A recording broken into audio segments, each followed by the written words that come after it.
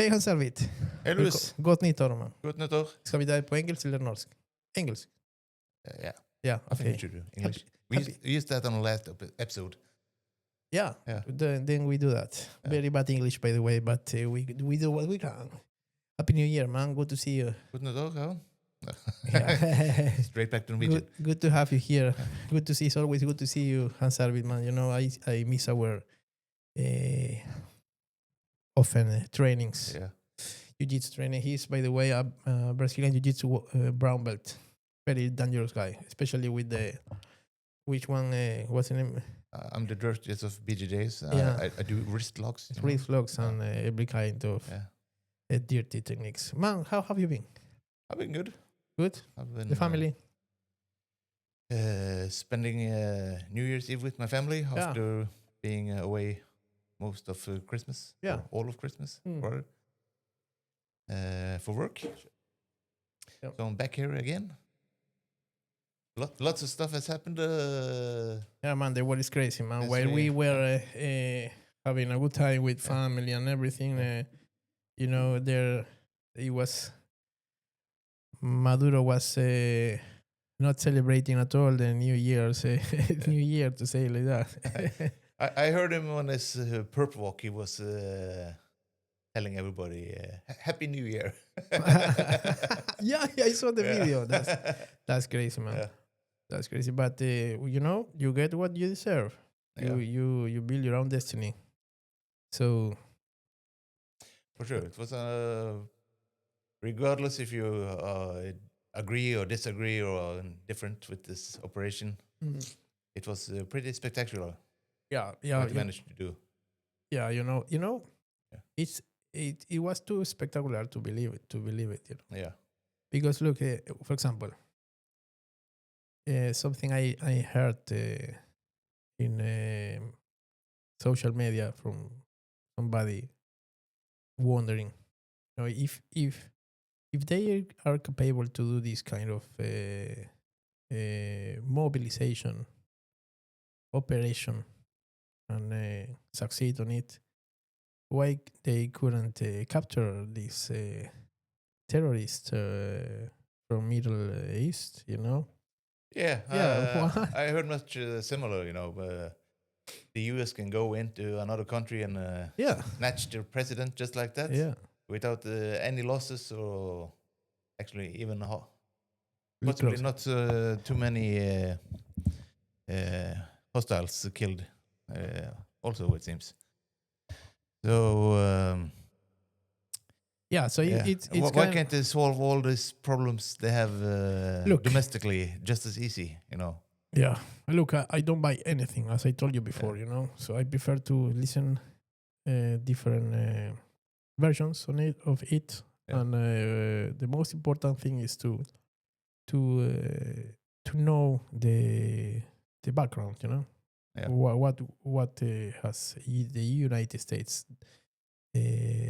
have done the last 50, 100 years with the South American independent republics, you know. Yeah. And then you will understand a little bit more how this has happened and without any kind of resistance at all. Yeah. So then if we know kind of the background of this whole scenario, so it will be easier to build up an own opinion, right? Yeah. So I think on our last podcast I talked about this book, The Confessions of an Economic Hitman. yeah. And he was going through all the different countries the US had meddled in over the years, and the methods the US used. Yeah. So the thing is, you know, you put up a public facade of an operation, and then there's something completely different happening in the background. Yeah. So this time it was the drug boats, you know, the plague of drug boats that was assaulting the Americas, and they blew up a couple of them. Yeah. As you probably remember. When was that? Yeah, maybe it started a month or two ago. Yeah, okay. Yeah, they have the boats. the drug cartels had the speedboats or maybe it was just speedboats that blew up. Nobody knows. Yeah. Yeah. They just need to blow up something. Yeah. But you never know. Nobody will never know, probably. Yeah. So now probably Maduro is being charged with drug trafficking, and ironically, the ex-Honduras president was just pardoned by Trump for drug trafficking. So yeah. But Okay. this is the real paradox, you know. Yeah. How do Donald Trump start a campaign against this so-called cartel de los soles, and at the same time pardon who is the biggest narco boss Yeah. in the whole story. He brought over 400 tons of cocaine to United States, man. Mhm. And he got pardoned by Donald Trump, and he really he really says that he's against narco traffic. I don't buy that. You know? Or like much of Trump's base say these days, if he can arrest Maduro in his own presidential palace, why can't they arrest Fauci instead? You know, they Yeah. yeah. Or for example, this other guy from this other cybersecurity boss from Israel, Yeah. who was caught with some pedophiles. Instantly released and sent back to Sent Israel. back to Israel. Really? Yeah. And these guys really expect us, people of the world, to believe they stand for values and democracy and justice. Yeah. No, it's the same with like the Epstein thing, you know. Yeah. That just seems like a demoralization campaign at this point, you know. Yeah. Just to break down a huge portion of the public. That's very interesting. Because, you know, when Democrats was in control, Trump promised he would open up this case, and then it comes to power and absolutely nothing happens. And now the Democrats seems to be accusing Trump for misdoings. Yeah. But they also did nothing when they had power. So yeah, my impression of the situation, the political situation in the U.S. is like the Democratic and Republican parties works for the same people. I absolutely agree. Yeah. Then their competition to who sits on the leader chair, you know, it's just about styles, but it's in the end the same thing they are going to do. Yeah, the Democrats can push more for a certain agenda, and Republicans can push forward a certain different agenda. Yeah. But no party seems to repeal all the way the previous administration's agenda. So you take 3 steps forward, maybe 1 back, and then you take 3 steps forwards in another direction, and then you have the change of administration, and then it was a man that tried actually, but then got killed. Yeah, JFK back in the days. Yeah. That's very scary. Yeah. I saw, you know, this Venezuelan leader that got she got the prize of the Peace Prize. Nobel Prize. Peace. Machado, wasn't that? This is, I'm sorry guys, but this is big bullshit. In the beginning, you know, when I heard that, you know, and then I sit and I thought, okay, this is just Trump saying, I'll give it to her, you know, to be a one more piece of this checkmate I'm playing. But chess, so she communicated with Netanyahu and asked him to intervene in Venezuela's destiny. Yes, according to this Peace Prize winner Machado, Iran is a existential threat to Venezuela. Yeah. I don't know how that is possible. Now I think it's probably like a 14-hour flight or something. Yeah, the thing Yeah. the thing is that there are there are the commercialization of the Venezuelan oil, under Chavez and then Maduro, those guys, are in their circle. Yeah. So they trade, Yeah, and that yeah. pissed off the Americans, because for the Americans, at least Trump, Mm. so that's their oil. They Yeah. said that Donald Trump said that's our oil. His argument is because when Chavez got in, so threw away the American companies that had there Yeah. around this oil, settlements, and that was kind of a stealing for them. They said they want them back. Yeah. So that's absolutely crazy. 100% colonialist and absolutely against of every single ideal of democracy and sovereignty. We stand for. Yeah. I agree. It's a bit strange what they were doing. But Venezuela, their oil output collapsed after Chavez took over, and Yeah. so they have run the country into bits as well. They should have chosen. I think the Norwegian model is very good because Yes, I agree. the petroleum business gets taxed 80%. Yeah. But you also get an 80% tax deduction on expensive. So if you try to start a project and that miss, most of that cost will be deducted from the tax. So you also get development from new fields and a profit for the oil company, but also at the same time, most of the petroleum, the money you make from the petroleum business goes back into the country. There are different elements that can push these countries, to failure. Yeah. They have a lot of good natural resources that can make a very rich land with a very high standards, of living, and they could fix poverty, man, like this, no problem. But there are research about this, this corruption and its influence of the United States in their democracies, and as their democracies are unstable, so that affects other levels of the society.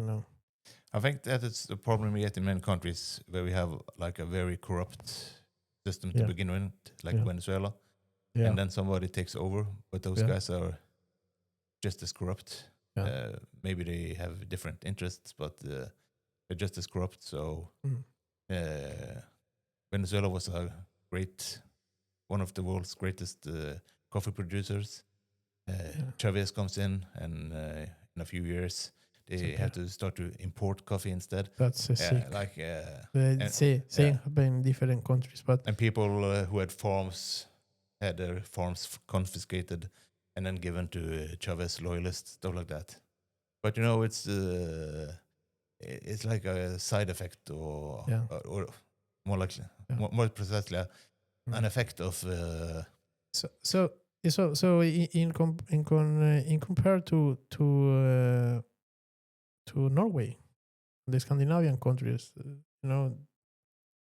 it's very simple set or explain. In Norway, so the government and the private they use their natural resources, not giving the back to the population. I mean, a big part is more transparency, and the population gets what they need to run welfare state. So it's these elements make it possible, but actually these elements are the ones that are missing in the South American countries. Yeah. But I believe, in my personal opinion, and based on what I have experienced, is the permanent presence of the United States in these countries is what define, everything. Is the United States is not good at all to have very successful democracies, where corruption is reduced at all, because then will be very hard to negotiate with them and get the best of it. This is what United States does. So they run a lot of CIA, a lot of psyops, for example, Yeah. to destabilize, when a democratic political party succeed, Yeah. and start fixing the conflict, social conflict. So no, that's not because this is not good for them, Yeah. The naive view many people have is, like, U.S. wants the oil for whatever, for cheap gasoline. That is not the case at all. Okay. They don't care about the price of gasoline, but you have taxpayer-funded wars, and the benefits, the economic benefits of those wars, goes to private entities. Yeah, Yeah. and that is true, man. Yeah. Do you name something interesting? It's the same with And that's the English colonial time. People think, all the Brits got so very rich of it, but after World War II, when all the state finances were spent, that was when British colonial rule evaporated. Yeah. If It's always like this. It's if always it like was this. beneficial for them economically, they would still keep them, but they were unable to, because basically it was poor people Every time. financing poor British people financing British elites by colonizing other countries. Every time there is war or any kind of military conflict, so you just try to explore who this will lead us, and then you will find some rich people behind it. This is always like this. Yeah. Already Trump said their American oil companies will take over and make this better, for the Venezuelan people. Which I understand and I respect the Venezuelan people celebrate this, because this is what everybody would do when the biggest criminal of their country, is already fall already. Yeah. So I understand that as a person that has lived under a dictator, when Fujimori falls, we all cry and celebrate and this. So I respect that. I know, it could possibly be successful if they use like Norwegian tax model. Then U.S. oil companies still could make money, and they could invest, and everybody could be happy. But somehow I doubt that will be the best case scenario. They are not Norwegians, man. and I yeah, they are not Norwegian. The thing with the Norwegians is there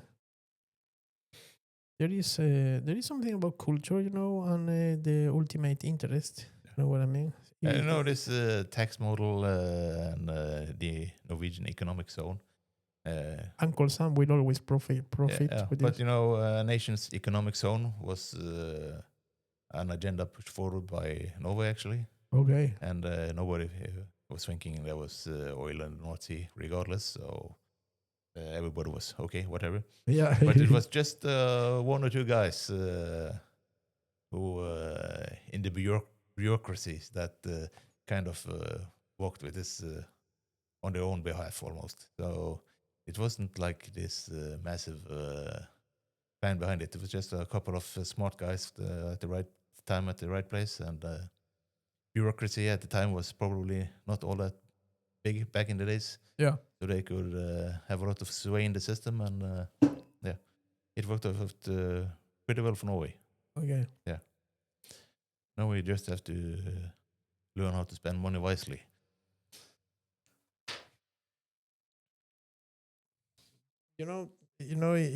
It's known that the American imperialism, the political party I am a part of in my country.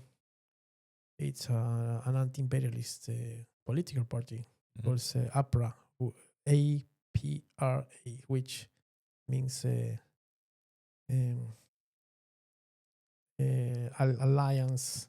I don't know what's in English. I think it's ARPA, which is like MAPA, make Peru great again. no.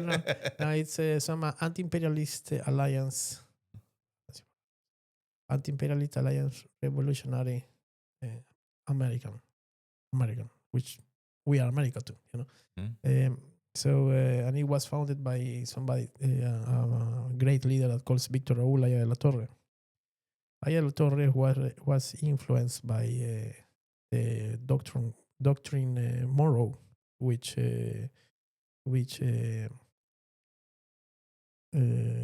was about these Pan-American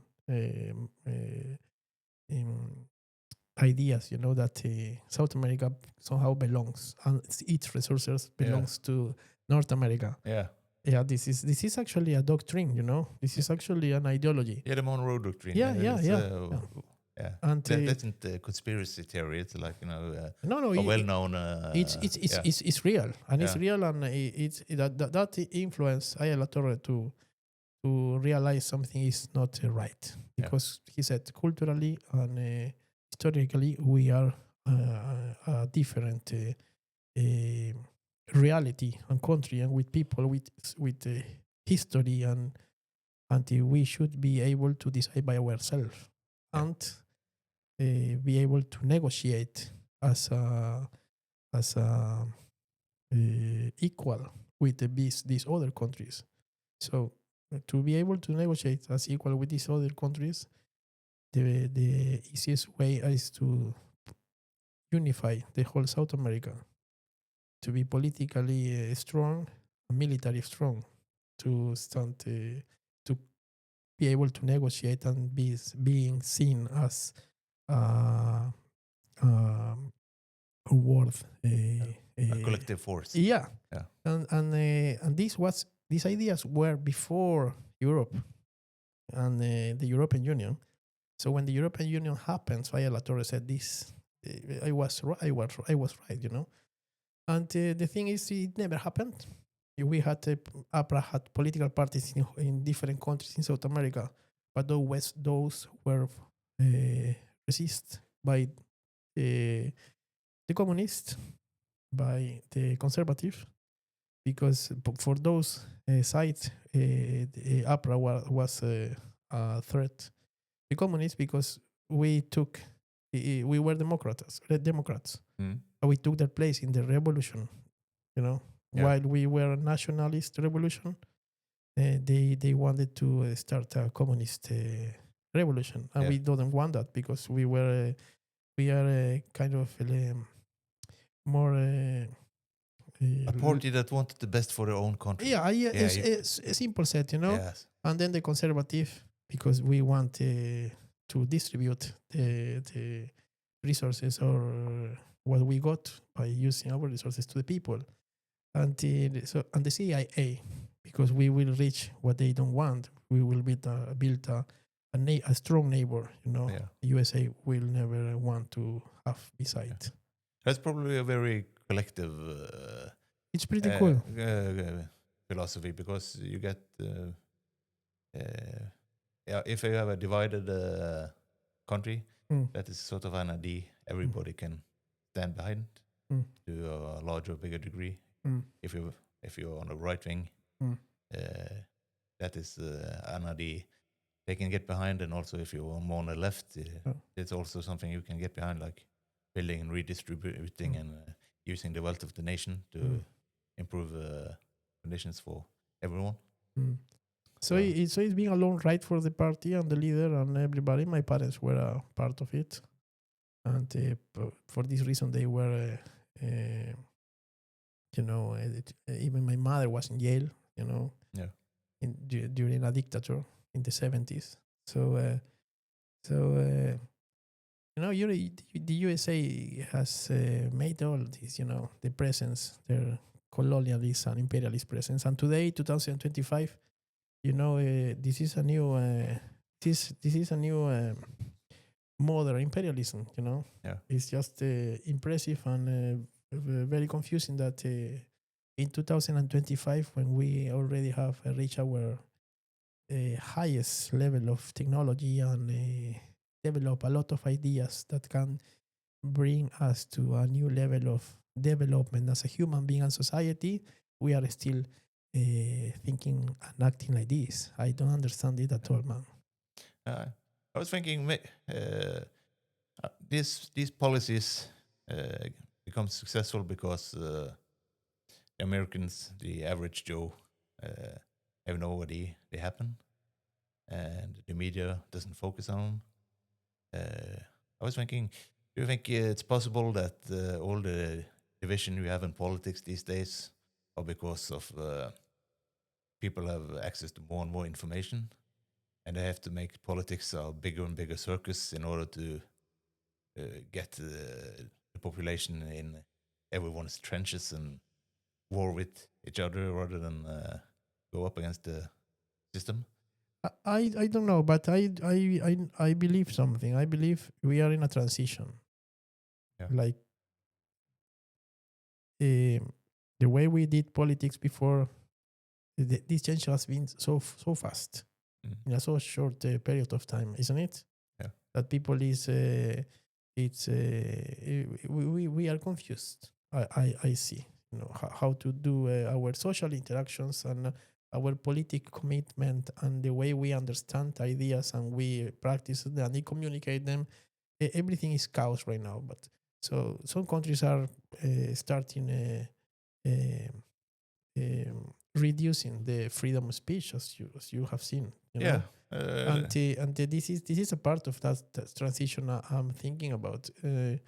Where are we going? I don't know. But what I know is that in this so big and open possibilities, so what we are going to get is something that will have in consideration the technology, the people's confusion, and the best for the most. Yeah. I don't know where we going, but we're talking about the technology. You have this AI boom that is probably coming.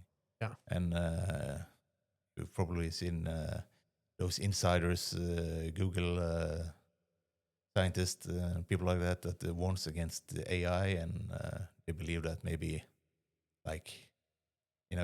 10 years time, maybe 95% of all jobs are obsolete because you can just replace, like most jobs. If you're a programmer coding, AI. If you're a doctor, you probably have a better AI doctor that can just that's crazy. Yeah. And you have everything, like the military should be getting more and more AI. So wars should be more and more deadly or harder and harder to fight. It's very fancy and funny to think that when we saw Terminator for the first time and we imagine that AI will be in the form of a cyborg, anthropomorphic, entity that will come and kill us all. But I think it's more scary in this as the war is built up today with all the infrastructures and how dependent are we, humanity, of our technology, our gadgets, that this anthropomorphic entity that will kill us all in the movie Terminator is actually more dangerous because it's something that is everywhere. Yeah. And we cannot touch it, we cannot see it. So if we lose control of this, AI, so it can really harm us somehow. So, just imagine the cars can drive themselves. You don't need drivers. There's so many drivers, they can just go on their own, and then they have like a robot in the back that jumps out and deliver the goods. That's crazy. Yeah, that's absolutely crazy. That sounds like science fiction. And this is But it and could I be the think, close future also. and I think we are just scrapping the there are these supercomputers that are in development, Yeah. And these I remember a physicist. I saw an interview with an old physicist, okay, and he was working on computers in the 1960s. wow, yeah, And you know what they say about the moon landing. The moon, the spaceship had as much computing power as a calculator, or even less. yeah, Yeah. yeah, But according to him, the team he was on was working on reaching 1 gigahertz of processor speed back in 1968.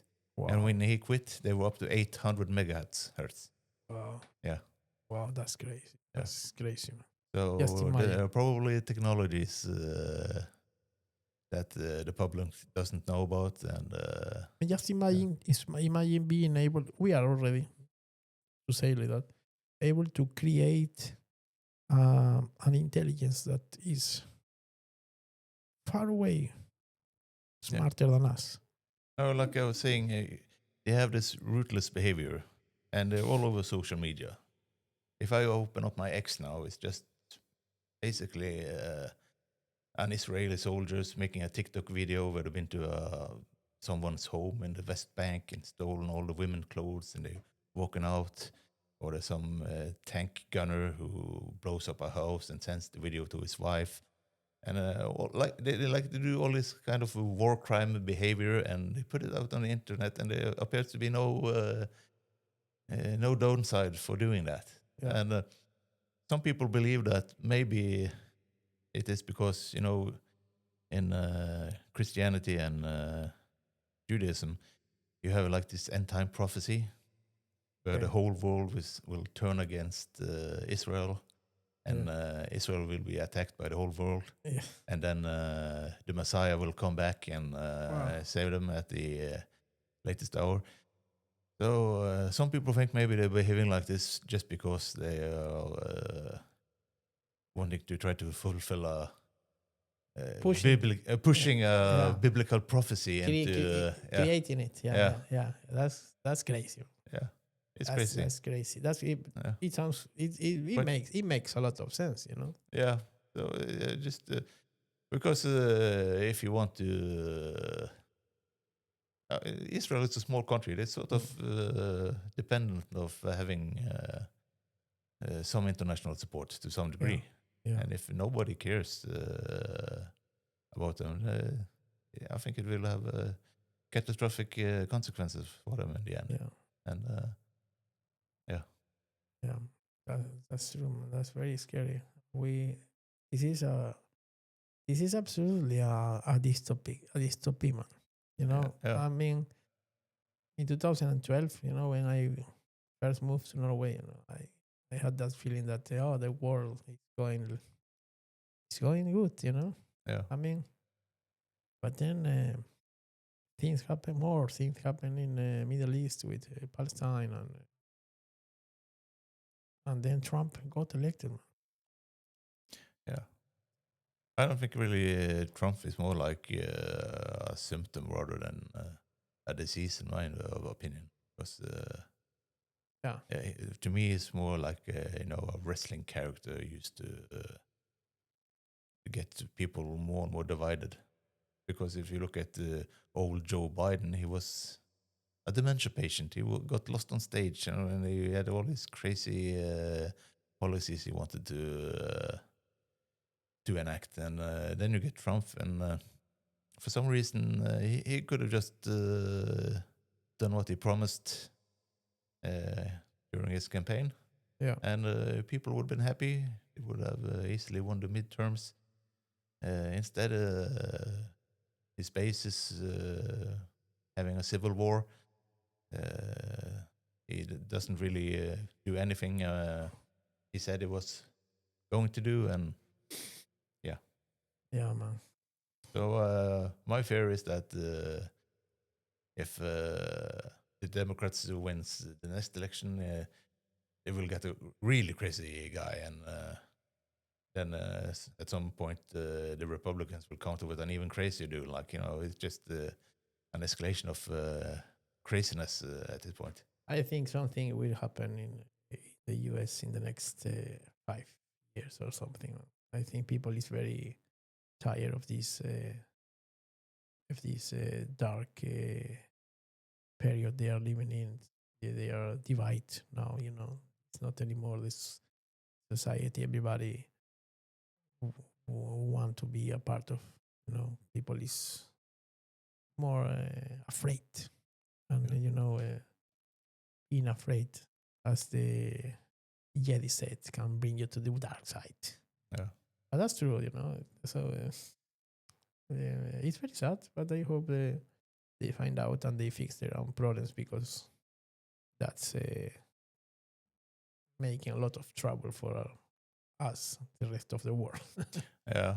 I'm just as worried about Europe, to be honest. I think. Me too, very, very Yeah. worried. I said to my wife, what do we do if things goes? No, nothing happened.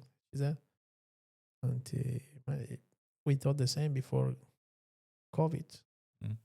and the very next day, so everything was closed as a movie. Yeah. So, what do we do? So, because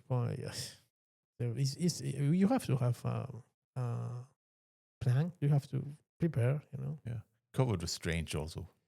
Anyway, it's even stranger when you compare COVID now to COVID then. Yeah. It was like got COVID. Very, it very was a weird. death sentence. You know what that was? And that today I could just got COVID, and we'll yeah. be just be talking, and nobody will be worried. No.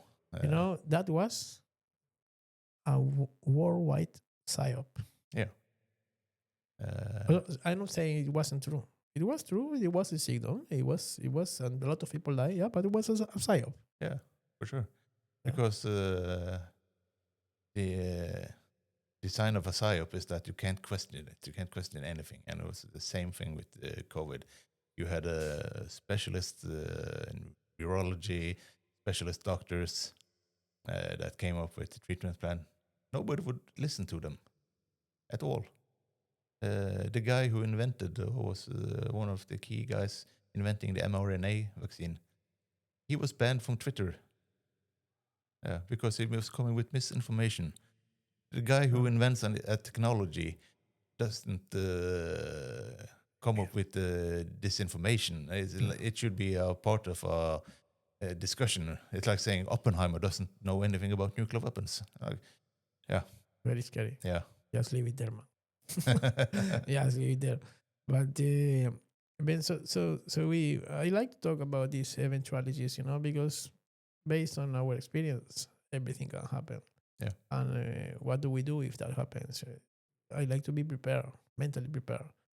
It will be easier to take decisions, and Norway is a very small country, Mm-hmm. So if something happens, will affect us directly. We have GASCO here, which in a conflict can be a objective, a goal to attack or something like that. So we will see it close, Yeah. I don't think in a conflict, I don't know if there will be any oil production in Norway at all if we get a conflict. It will be, man. Because it's so easy just to send off by drone, and whatever.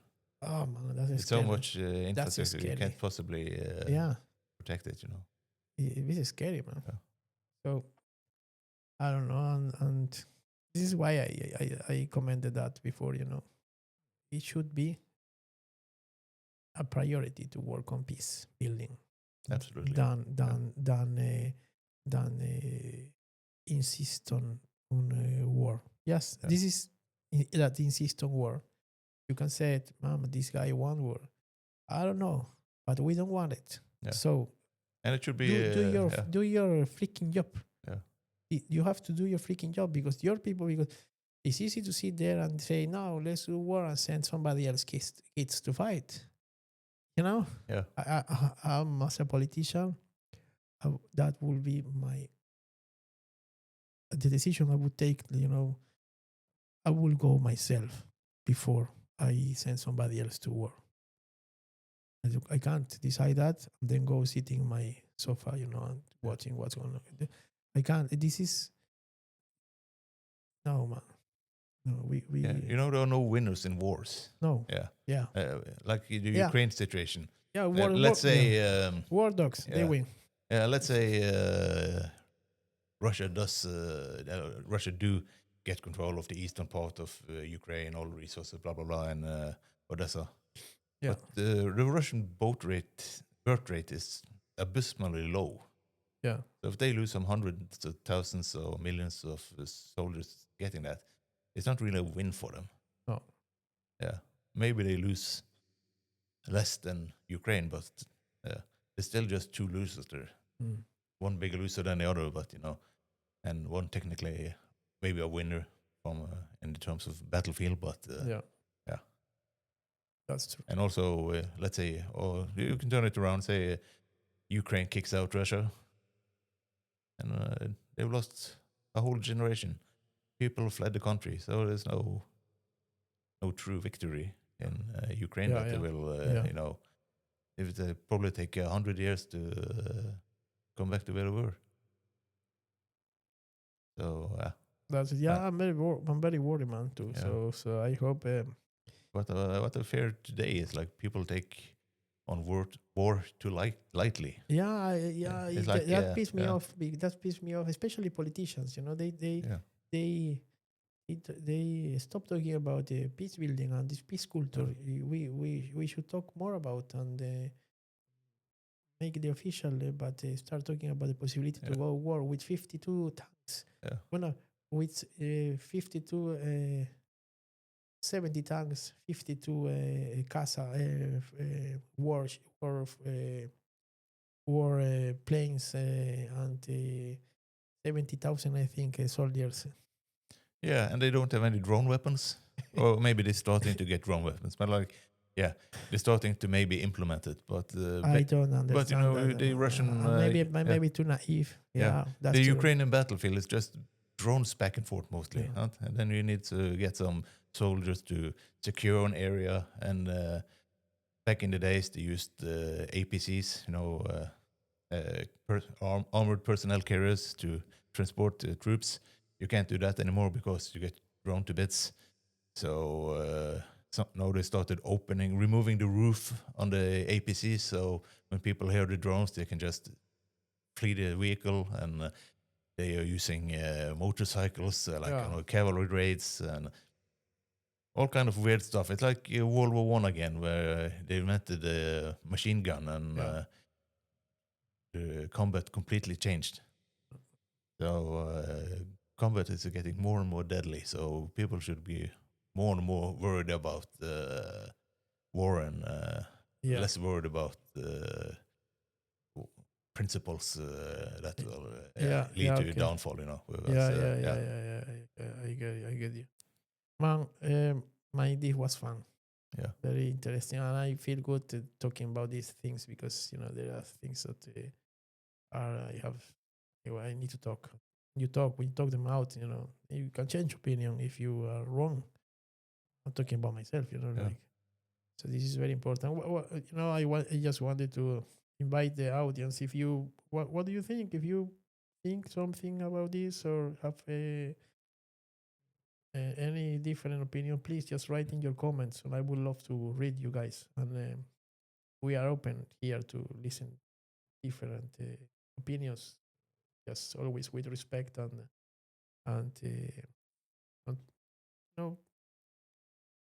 we wish things will be better. And as I think before we go home, and there is nobody that can't resist and stop this than just normal people, isn't it? Yeah. That's why it's important to talk, even though we will requalify that as crazy, naive, communist or whatever, So the good thing is that we talk about love. Yeah, that's the important thing, and nothing can counter that. No. Yeah, that was nice said, man. Yeah. Yes, Ventura. Yeah. Yes, Ventura. That's a man. a big guy. Yeah. I think it was quoting Jimi Hendrix. Really? Yeah. Yeah. So what he usually ends his final words normally, like I said, when the power of love gets stronger than the love of power. Yeah. Yeah, That's a things nice change. one. Yeah. I'll put that on Facebook today. Yeah. Man, nice to see. I hope the cameras haven't. Yeah. We had a couple of down cameras. So, Yeah, today logistic was bad, but I'll make anyway, if we can make this again. Yeah. Right? Yeah, just a Yeah. little bit of auditing, Better, yeah. editing. But anyway, we make another one. Yeah. But guys, once again, if you have any comment and you would like to just share your opinion, please write in the comments, like us on Facebook, and subscribe. This was Hans Arvid Svellingen, my friend, a Jiu-Jitsu brown belt, and this is me in Power and Purpose. Thank you for coming, man. Thanks for having me.